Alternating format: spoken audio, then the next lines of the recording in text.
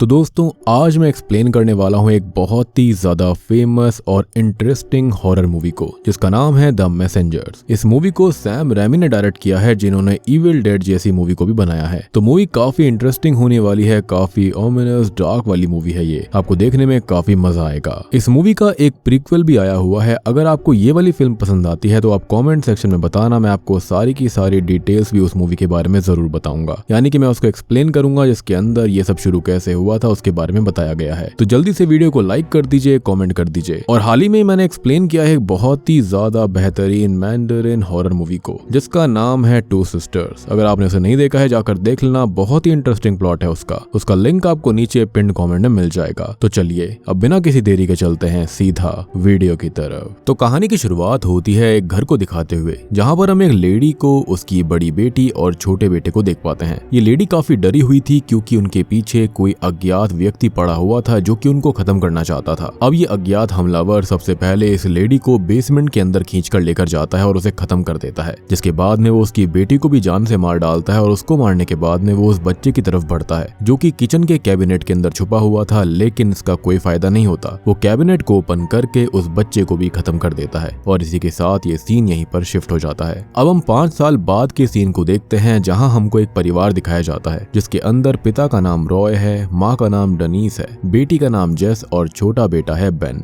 दरअसल ये परिवार शिकागो से था, लेकिन ये लोग शिकागो से निकलकर अपने नए घर में मूव इन कर रहे थे जो कि नॉर्थ डकोटा के पास था। अब ये लोग वहाँ कार से जा रहे होते हैं, लेकिन जेस इस चीज से बिल्कुल खुश नहीं होती क्योंकि वो जिस इलाके में एंटर कर रहे थे वहाँ पर नेटवर्क की काफी दिक्कत होती है। एक और बात मैं आपको बताना चाहूंगा कि जो बेन है ना, वो असल में बोल नहीं सकता क्योंकि कुछ ही महीनों पहले उसका एक कार एक्सीडेंट हुआ था और कार को ड्राइव कोई और नहीं बल्कि उसकी बहन जेस कर रही थी। और बात रही कि ऐसा हुआ कैसे, तो जेस असल में ड्रिंक एंड ड्राइव कर रही होती है जिस वजह से उसके माँ बाप को उस पर बिल्कुल भरोसा नहीं होता। खैर हादसे के बाद से ही बेन ने ट्रॉमा की वजह से बोलना बंद कर दिया था और उसी के इलाज की वजह से उनके पास पैसे नहीं बचे थे। खैर अब ये लोग फाइनली अपने नए घर के अंदर पहुंच जाते हैं जो कि शॉकिंगली वही घर होता है जो कि मूवी की शुरुआत में हमको दिखाया गया था, जिसके अंदर उस लेडी को और उसके 2 बच्चों को किसी ने खत्म कर दिया था और इसलिए वो शहर से दूर यहाँ पर आ गए थे ताकि वो अपना सनफ्लावर फार्म को ओपन कर पाएंगे। बेसिकली रॉय को ऐसा लगता था कि इस फार्म में आने से उनके अंदर की जो चीजें टूटी हुई थी, बिखरी हुई थी, वो सब की सब सुधर जाएंगी, उनका परिवार फिर से खुशहाल हो जाएगा। खैर अब जैसे इस घर के अंदर आकर उस घर को देखने लगती है कि इसी बीच वो एक रूम के दरवाजे को ओपन करने लगती है, लेकिन वो दरवाजा नहीं खुलता और हम नोटिस कर पाते हैं कि ये उसी बेसमेंट का दरवाजा है जहाँ पर शुरुआत में उस लेडी को उस हमलावर ने खींचकर वहाँ पर मार दिया था। खैर बाहर डनीस और रॉय होते हैं जो कि अपने काम के सिलसिले में बात कर रहे थे। मीनवाइल जेस घर की सफाई करने लगती है जहाँ पर किचन के कैबिनेट के अंदर उसको एक टॉय ट्रैक्टर दिखाई देता है और जिसको निकाल कर वो अपने पास रख लेती है। तभी उनके माता पिता काफी खुश थे और वो एक नई शुरुआत करने जा रहे थे। उन्हें विश्वास था कि आगे उनके साथ सब कुछ अच्छा होगा, लेकिन हम जानते हैं कि ऐसा बिल्कुल नहीं होने वाला। अब रॉय अपनी बेटी जेस के पास जाता है क्योंकि उसे यहाँ पर कुछ खास अच्छा नहीं लग रहा होता।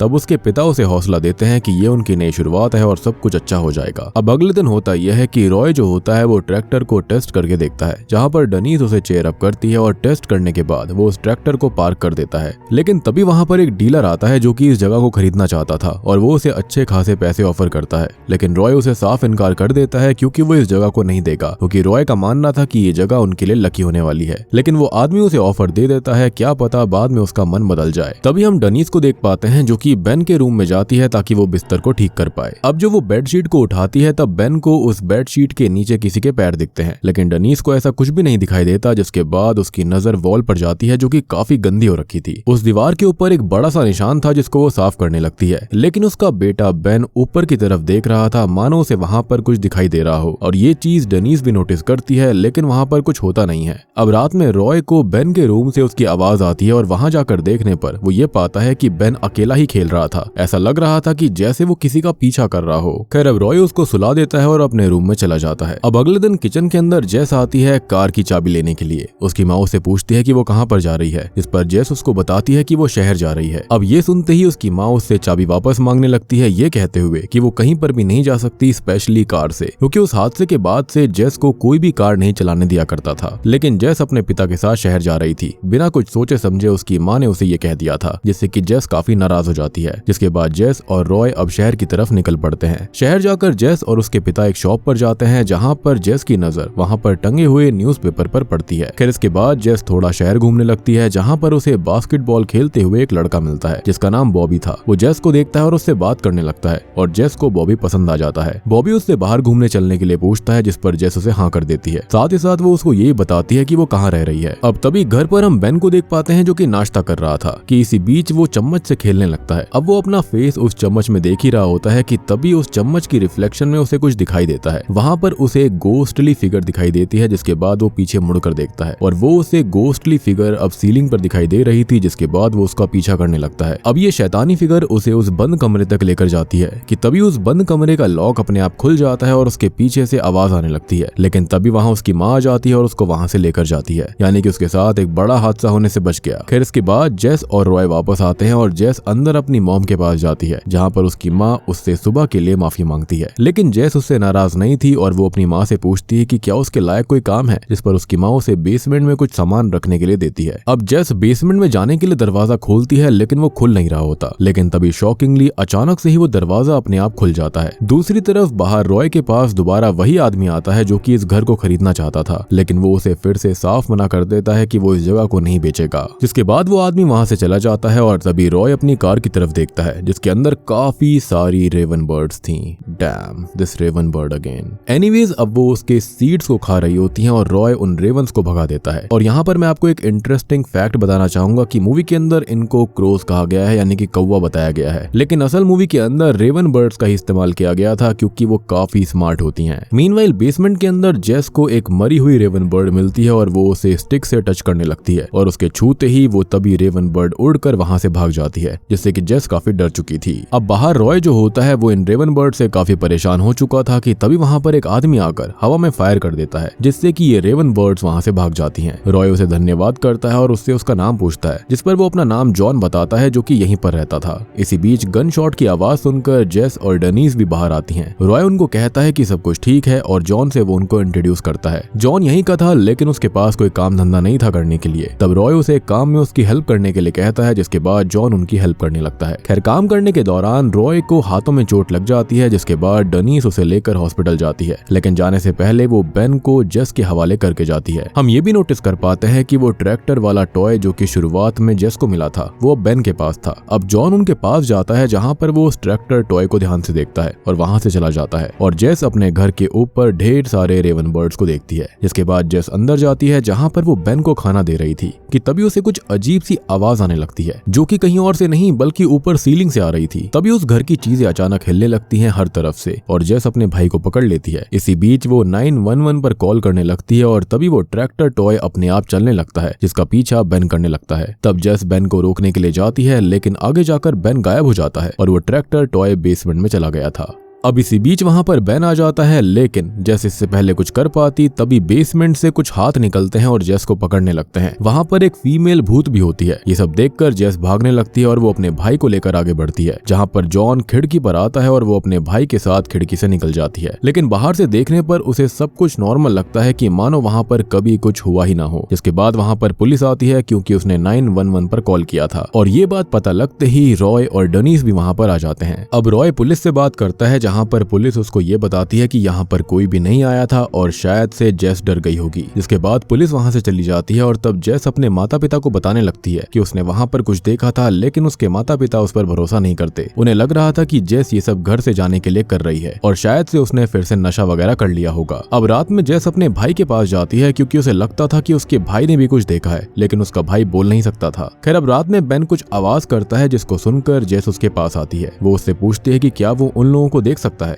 अगर हाँ तो वो उसे बताए कि वो चीज कहाँ पर है। जिस पर बेन इशारा करने लगता है और जेस उसके इशारे के जरिए चलने लगती है। अब वो आगे बढ़ी रही होती है लेकिन वो अचानक रुक जाती है कि तभी हम नोटिस कर पाते हैं कि उसके पीछे वही भूतिया आकृति होती है जिसको देखकर बेन इशारा कर रहा था लेकिन जेस आगे की तरफ देख रही होती है। फिर अचानक से ही जेस को अपने पीछे किसी की आहट महसूस होती है। अब जैसे ही वो पीछे मुड़ती है लेकिन तब तक वो गोस्टली फिगर गायब हो गई थी। अब अगले दिन इस बारे में वो जॉन से पूछने जाती है जिस पर जॉन उसको कहता है कि शायद ये सब उसके मन का वहम होगा। ये सब जेस के लिए इनफ नहीं था, इसलिए वो बॉबी से इस बारे में पूछने जाती है, लेकिन बॉबी के पास जाने के बावजूद भी उसको कुछ भी पता नहीं चलता। तब वो खुद ही बेसमेंट में जाती है, जहाँ पर वो इस घर के अंदर पहले रहने वाले परिवार के बारे में जानने के लिए गई थी, क्योंकि उसको लग रहा था कि जो चीजें उसको दिखाई दे रही हैं वो पिछले परिवार से जुड़ी हुई थी। अब बेसमेंट के अंदर जाकर उसको एक ड्राइंग मिलती है, जिसके अंदर एक माता पिता होते हैं, एक बड़ी बहन और एक छोटा भाई होता है। अब वो ये चीज देख ही रही होती है कि तभी पूरे के पूरे बेसमेंट के अंदर कोई काली परछाई पूरे के पूरे बेसमेंट के सरफेस को कवर करने लगती है। तभी जेस के बालों को वही गोश्त पकड़ लेती है और जेस जैसे तैसे करके वहां से जाने लगती है, लेकिन वो भूत जो होता है वो सीलिंग से होते हुए उसका पैर पकड़ लेती है। और यहाँ पर हम समझ पाते हैं कि ये गोश्त असल में उसी मदर सन डॉटर के हैं जिन्हें स्टार्टिंग में मार दिया गया था।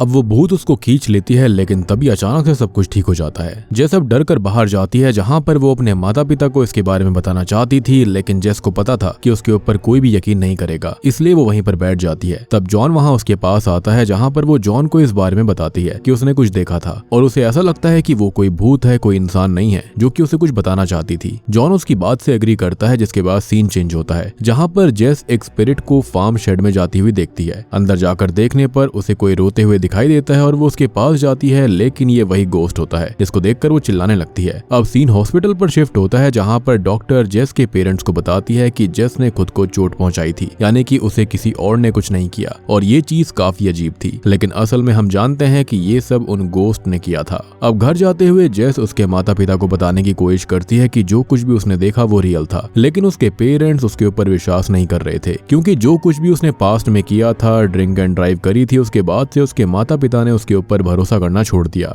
और आज उसके भाई बेन की हालत का जिम्मेदार वो उसी को माना करते थे। खैर अब रॉय जेस को काफी कुछ सुना देता है, क्योंकि पहले ही जेस की वजह से उन्हें फाइनेंशियल कोलैप्स फेस करना पड़ गया था और अब जेस नाटक भी कर रही है ताकि वो यहाँ से अपने पुराने घर चली जाए, लेकिन असलियत हम जानते हैं कि वो नाटक नहीं कर रही थी। ये सब सुनकर जेस को काफी बुरा लगता है और वो घर में चली जाती है और घर के अंदर से उसे एक लॉकेट मिलता है, जिसके अंदर इस मदर की फोटो थी, यानी कि जो लेडी स्टार्टिंग के अंदर हमने देखी। और तभी उसे याद आता है कि ये फोटो उसने पहले कहीं पर देखी थी। दरअसल उसने ये फोटो उसी स्टार्टिंग वाले न्यूज़पेपर स्टोर के अंदर देखी, जिसके बाद पेरेंट्स भी घर पर आ जाते हैं और यहाँ पर ये दोनों ही हस्बैंड वाइफ के अंदर लड़ाई हो जाती है, क्योंकि रॉय ने डेनिस को उस आदमी के ऑफर के बारे में नहीं बताया था जो कि इस जगह को खरीदने आया था, और इससे उसे काफी बुरा लगता है। बेसिकली डेनिस यहाँ पर ये सोच रही थी कि अगर वो इस फार्म को बेच देते, वो ऑफर ले लेते, तो उनकी सारी दिक्कत खत्म हो सकती थी। लेकिन रॉय ने डिसाइड किया कि वो यहीं पर रहेंगे, क्योंकि उसके अकॉर्डिंग उनकी सोल यहीं पर ठीक हो सकती थी। कि तभी रॉय को जेस के रूम से कुछ आवाज आती है। वहां पहुंचने पर उसे जेस नहीं मिलती, वो खिड़की से बाहर भाग गई थी और तब उसके पिता उसे कार से ढूंढने जाते हैं। मीनवाइल हम देखते हैं कि जेस साइकिल से जा रही होती है कि तभी बॉबी उसके पास अपने ट्रक से आता है और जेस उसके साथ उसके ट्रक में बैठ जाती है। अब वो बॉबी को सारी बातें बताती है, उसने घर के अंदर जो कुछ भी देखा वो सब कुछ बता देती है। बॉबी कहता है कि क्या उसने इस बारे में अपने माता पिता को बताया, जिस पर जेस कहती है कि वो उसके ऊपर विश्वास नहीं करेंगे। वो उसे अपनी कहानी बताने लगती है। वो बताती है कि कुछ महीने पहले उसकी माँ उसके पिता को एयरपोर्ट पर पिक करने गई थी। इसी बीच उसकी माँ ने जेस को बेबी सीटर के घर से बेन को लाने के लिए कहा था, लेकिन जेस ने काफी ज्यादा शराब पी हुई थी और इस बारे में उसने अपने माता पिता को नहीं बताया था। तब ड्राइव करते हुए वो अपने भाई को लेकर आ रही होती है, लेकिन उसके ड्रंक होने की वजह से उसका एक्सीडेंट हो जाता है, जिस वजह से बेन को काफी इंजरीज आई थी। साथ ही साथ ट्रॉमा की वजह से उसने बोलना भी बंद कर दिया और इसी वजह से उसके माता पिता अब उस पर विश्वास नहीं करते। मीनवाइल हम जॉन को देखते हैं, जिसके ऊपर ढेर सारी रेवन बर्ड्स हमला कर उसे बेहोश कर देती हैं। अंदर डेनिस अपने बेटे बेन के पास होती है, जहां पर उसका बेटा पीछे की तरफ इशारा करने लगता है। अब डेनिस देखती है कि उस दीवार के धब्बे के अंदर से गोश्त निकलने लगते हैं और ये देखकर डेनिस काफी डर जाती है और उसका एहसास हो जाता है कि उसकी बेटी जेस सही कह रही थी,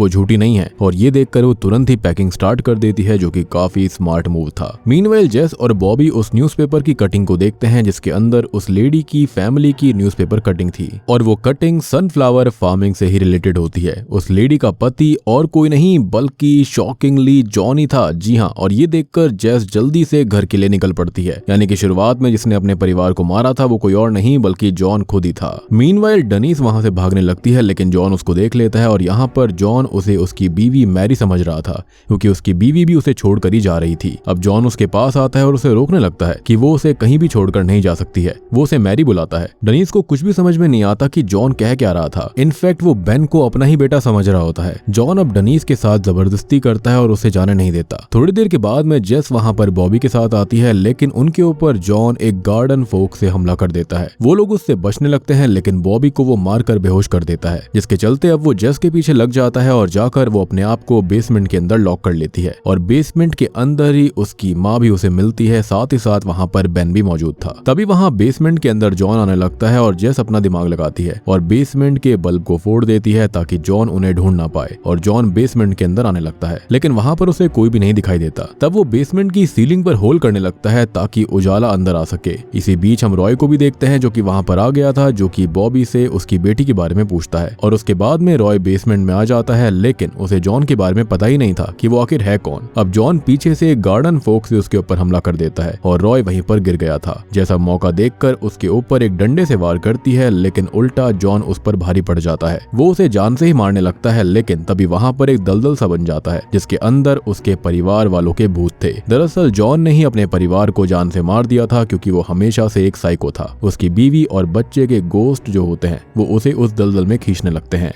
असल में हुआ ये था कि जॉन के शायद से कुछ दिमाग पर चोट लग गई थी, जिसके बाद वो अपनी सारी की सारी मेमोरीज को भूल गया था। लेकिन जब यहाँ पर सिचुएशन बिल्कुल उसके सेम परिवार जैसी बन गई थी, तो उसको लगा कि उसकी बेटी और उसकी बीवी और उसके बच्चे उसे छोड़कर जाने वाले हैं, जिसके चलते उसके दिमाग में वही सीन फिर से आ गया था और इसी के चलते वो इनको भी मारना चाहता था। लेकिन हम देख पाते हैं कि जाते जाते जॉन ने जेस का पैर पकड़ लिया था और वो अकेला नहीं जाना चाहता था। लेकिन होता यह है कि जो जेस के माता पिता होते हैं वो उसको छुड़वा लेते हैं और जॉन अब फाइनली उस दलदल के अंदर चला जाता है, जहां पर उसके परिवार वालों की आत्माओं ने उसको वहां पर खींच लिया। और कुछ इस तरह से उन भूतों ने जॉन से अपनी मौत का बदला लिया था, जिसके बाद अब रॉय और बॉबी को हॉस्पिटल पहुंचाया जाता है क्योंकि उनको काफी चोट आई थी। सीन अब यहाँ से कुछ महीनों के बाद शिफ्ट होता है, जहां पर यह परिवार अब वहीं पर साथ रहने लगा था और उनका सनफ्लावर फार्म भी काफी अच्छा चल रहा होता है। साथ ही साथ वहां से सारी की सारी रेवन बर्ड्स भी चली गई थी। और तो और अब बेन का ट्रॉमा भी खत्म हो जाता है और वो बोलने भी लगा था, यानी कि यहाँ पर सब कुछ फाइनली ठीक हो गया। और रॉय की बिल्कुल सही प्रेडिक्शन थी कि यहाँ पर आकर उनकी सोल्स बिल्कुल रिकवर हो जाएंगी, जो कि हुआ भी। और